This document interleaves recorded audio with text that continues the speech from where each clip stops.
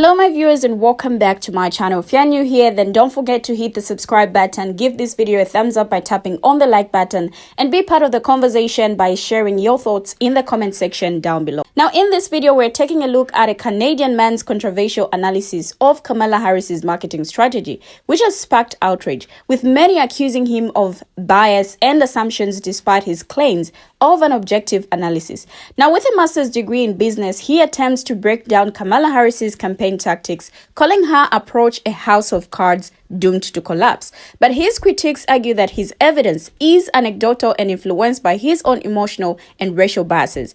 As he critiques Harris's blank state strategy, vagueness, and ambiguity, Americans are pushing back, questioning his right to weigh in on U.S. politics as a Canadian and challenging his assumptions about black voters. So join me as we take a look into the contentious debate and explore the implications of Harris's marketing strategy, separating fact from opinion and bias from insight. Take a look at these videos. I will be right back. Degree in business, and today I'm going to use it to analyze the marketing strategy of Kamala Harris's campaign and ultimately why I believe if she continues with the horrible marketing strategy she has been employing, why she will ultimately end up losing the presidency to Donald Trump. So obviously this is a highly emotional and contentious topic for a lot of people, but the reason why I did want to speak on it is that I think there's a lot of parallels to be drawn between the marketing of a product and the marketing of a political candidate. And while I wish that wasn't the case, because I wish that politics was less of an exercise in personal branding and more of a deeper discussion on substantive policies that will actually be impacting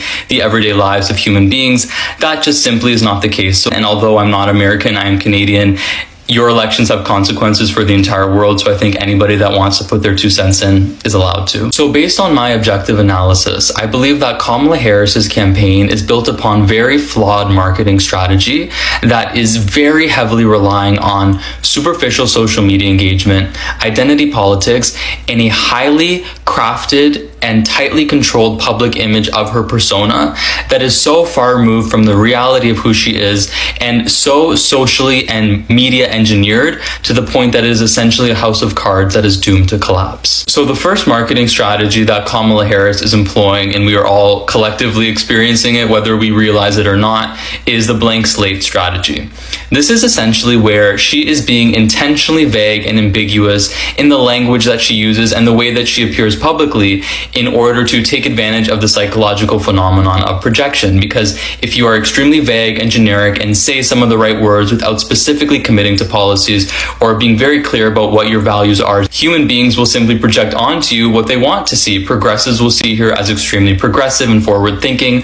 More moderate voters will see her as somebody that's a little bit more measured, and you can kind of see reasoning behind why they're doing it. I don't think it's completely stupid, but I think it is doomed to fail because although it is working in the short term, she's going to eventually be put into scenarios like debates where she will be forced to take firm stances on topics, and because she hasn't done that intellectual work to decide where she really lands on these important issues, she may end up looking unqualified for the job. So the next issue with the blank slate strategy is the only reason it's even remotely effective is specifically because she is solely relying on identity politics. And although I completely understand and respect the excitement associated with nominating the first woman president, the first black woman president, the first South Asian American black woman president, and that's something that is exciting and something that will understandably galvanize a certain demographic of the population, I will vote for her solely based on that alone. I do not believe it is a substitute for an actionable policy platform that will actually impact the lives of the American people, because people are currently suffering economically and they want to understand and feel secure in the fact that you have a plan to ameliorate their suffering. So it seems like her campaign is relying on the sole fact that people will be so excited to vote for the first black woman that they will be willing to overlook the fact that she doesn't have a true vision for the country. I do not believe that is something that should be relied upon, especially in the context of the United States, where the election will be decided based upon tens of thousands of votes in specific swing states. And the other issue with this lack of a policy platform is it leaves her very vulnerable to attacks from Donald Trump, because they can project any image onto her that they want, and she has no reasonable way to articulate a defense to them because she doesn't really stand for anything. So the next issue that I have with the Kamala Harris campaign is they seem to be very heavily relying on social media engagement as well as celebrity endorsement, this sort of image of widespread popularity. The issue with using social media as a way to evaluate the current success of the Kamala Harris campaign is that social media metrics can be extremely inflated and very misleading, because a huge demographic on TikTok, for example, are people under the age of 18. They will not be voting. And it's also further inflated by the fact that many people on TikTok are in international countries who just enjoy watching the politics for the show of it, like me. But we will not be voting in the election, so it can lead her campaign to be in a place where they are overestimating their grassroots support, when in reality they don't have it because it doesn't really exist. So the danger is that this perceived popularity may not translate into actual votes, particularly in the swing states, which will be the deciding factors of this election. And her campaign's obsession with social media and viral moments and celebrity culture is further illustrated by the decisions they're making by having Megan Thee Stallion twerking on stage, or thinking it was a good idea to have Oprah Winfrey appear at the DNC talking about the middle class, because they clearly do not have an understanding that the average American and average person absolutely despises celebrities, does not want to be talked down to from them, and will not be voting based upon who they endorse. And I'll go even further that I think it does the complete opposite of what they're trying to accomplish. The mere presence of Oprah Winfrey will directly result in people voting against Kamala Harris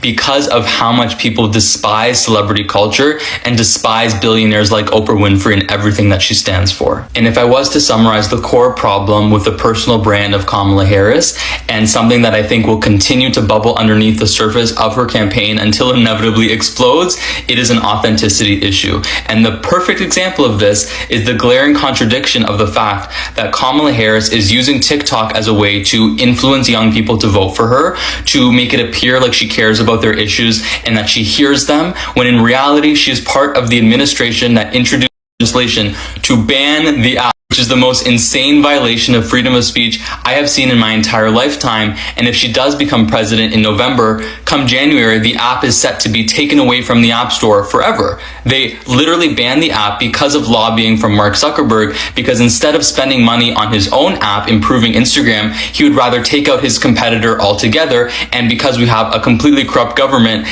he's able to do that. So I can't even imagine the fact that she's been able to run this campaign and has not been questioned about this glaring contradiction. And this brings us, of course, to the most obvious question, which is, why hasn't she been questioned about this or really anything important? And the reason is that her campaign officials know that she has a historical tendency to say extremely stupid things and make very dumb gaffes when she goes off script. When she's reading off script, she is good, she is charismatic, she hits her points. When she is asked a question that is in any way she's unprepared to answer, she makes huge mistakes. Here are a few that she's done before.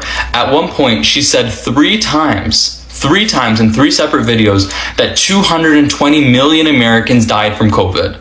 She obviously meant to say not that, because there's 300 million Americans. I think we would know if they all died from COVID. Another time, she was visiting the DMZ, which is the demilitarized zone in South Korea, and she praised the Republic of North Korea and said that she wanted to be allies with them, and she didn't realize South Korea.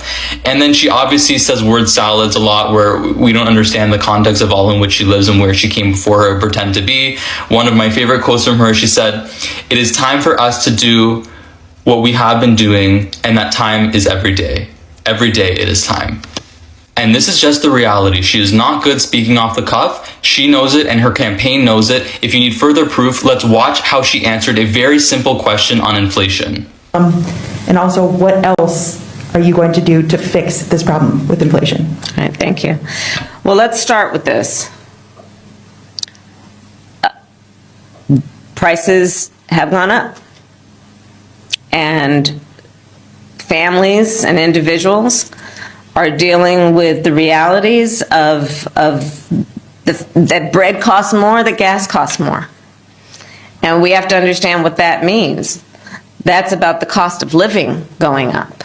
And the reason why I'm showing you this is so you understand the fragility of such a tightly controlled image when she is inevitably put into a high pressure environment like a debate or an interview where she has to answer questions and she can't articulate herself. This crafted idea that she's an extremely competent person gets shattered immediately. So if Kamala Harris really wants to win this election, she needs to radically and quickly move away from the superficial, hollow rhetoric that she's been engaging in and put together a substantial policy platform and articulate a very clear clear vision that she has for the country. If she does, I not only think she will win the presidency, but all three branches of government, potentially laying the groundwork for actual transformational change. And if she doesn't, I think she will simply become a cautionary tale of someone who sought the highest office in the land without actually fully grasping responsibilities.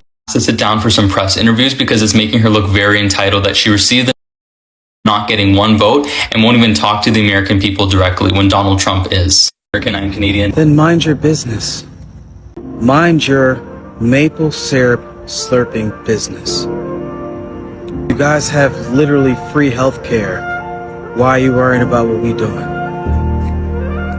The best artist to ever come out of your country is Drake. I think you guys have a lot more pressing matters in your hands right now.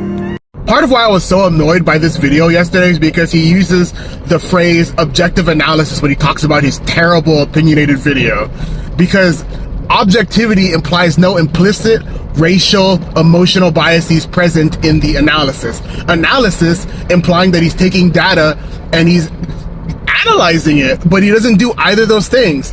The evidence he uses is just anecdotal, personal information that he's interpreting using his emotional, implicit, racial, white man, Canadian bias. And he did the one example I hate the most, which is the idea that black people only care about Kamala because she's going to be the first black female president. And he also starts the video off by talking about how even though he's Canadian, he wants to make this video because he knows how important American politics are and how it affects the rest of the world. If it's so important, why didn't you bother learning about American politics before making the video? Why didn't you do a lick of basic research? And it bothers me to my core when I hear a white man say objectivity when they're talking about their stupid opinion. Because white men are some of the most hardest to understand other people's emotions, hardest to empathy, hardest to understand their own implicit biases, racial biases, emotional biases. So of course, when this white man decides to go ahead and talk about it, it's something that it doesn't explain anything about Kamala. It just shows how he interprets Kamala and black people as a whole. And it's not good looking. It actually looks really bad. It looks like you have some huge anti-blackness to unpack.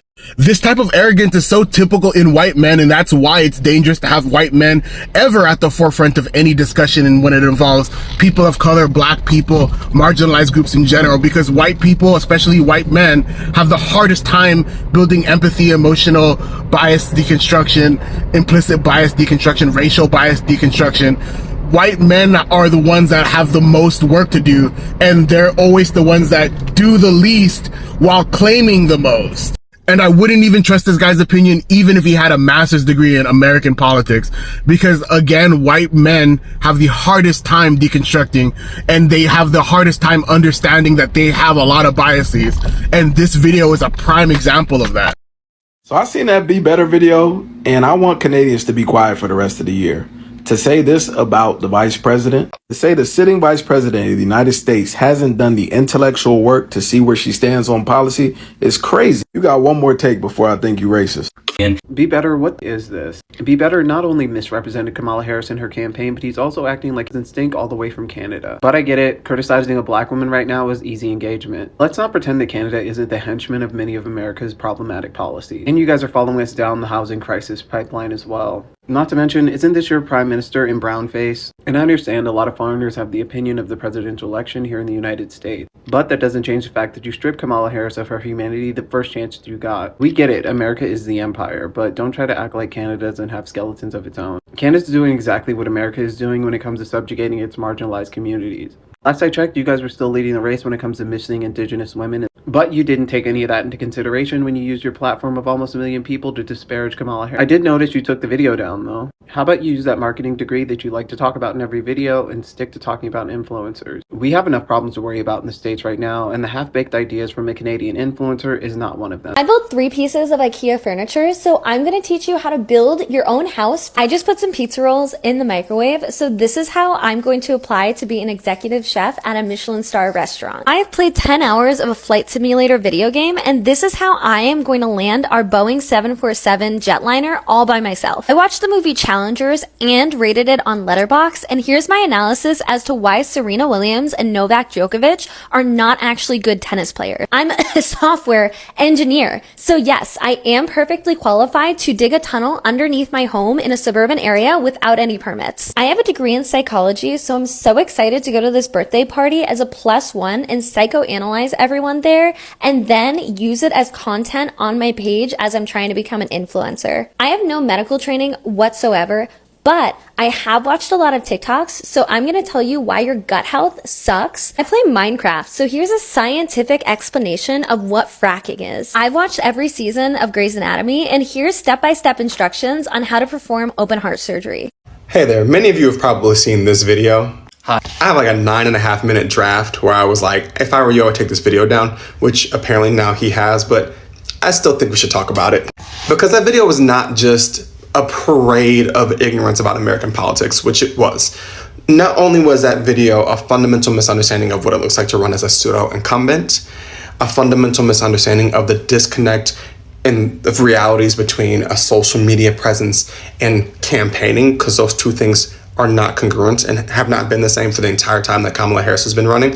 That video was sexist and racist and ignorant and ill-informed. Just a bevy of misinformation, a lack of research that was paraded around intellectualism under the guise of having a degree, and then giving a lot of caveats as to why we shouldn't have been listening to you in the first place. But that's part of it, is your entire platform is trying to prey on the downfall of people under the guise of having a marketing degree. One assertion you kept coming back to over and over again is that Kamala Harris does not have policy positions. And she does. She has firmly laid out those policy positions. She has policy positions on education. She has a policy position on healthcare. She has a policy position on housing. She has a policy position on taxes. She has a policy position on the economy. She's also running as a pseudo-incumbent. She is a part of the administration that is currently running. And so also on the whole idea of like, how can she possibly use TikTok? That was bipartisan. That was a bipartisan set of legislation. So it's not just she unilaterally made this decision. And that contradiction exists across every American politician. So let's just be clear. That is not a Kamala Harris exclusive thing to call her out for. But to suggest that she doesn't have policy positions is patently false, and also allows you to pivot to this ridiculous notion that her only shtick is her identity, and that the only reason why people care about her is the identity politics of it. The wild part is Kamala Harris has done her darndest to not play up her identity in her campaign. Like, we are excited as Black people for a Black candidate. A lot of women are excited for a woman candidate. Black women in particular are excited, and the lack of grassroots support, as you put it, that she's too stupid to not know that the social media presence does not equal grassroots support. You also used a lot of language around how she wasn't smart enough, which is not even lightly veiled racism and sexism. But there were a series of events, Zoom calls, that were Black women for Harris, Black men for Harris, white women for Harris, white dudes for Harris, that not only raised millions of dollars in the course of a couple of hours, but also organized that grassroots support that you said did not exist. And then to suggest that she's not a good speaker or not competent enough to be able to put together a campaign strategy is once again not even lightly veiled racism and sexism. To question her authenticity is not even lightly veiled racism and sexism. You literally just parroted the talking points of right-wing grifters here in America. And you are a Canadian. You don't even go here. The entire video was a parade of white male privilege, ignorance, and what should be embarrassing behavior from a person who the outcome of this election will actually not impact. And at the end of the day, I'm glad you took the video down. You should be better. You should be embarrassed. And you should probably not speak about Kamala Harris ever again. Now, the criticism by my fellow black brothers of the Canadian man's analysis raises valid points about bias, assumptions, and cultural context. While he claims objectivity, his arguments rely heavily on personal interpretation and anecdotal evidence which can be influenced by his own biases and limited perspective.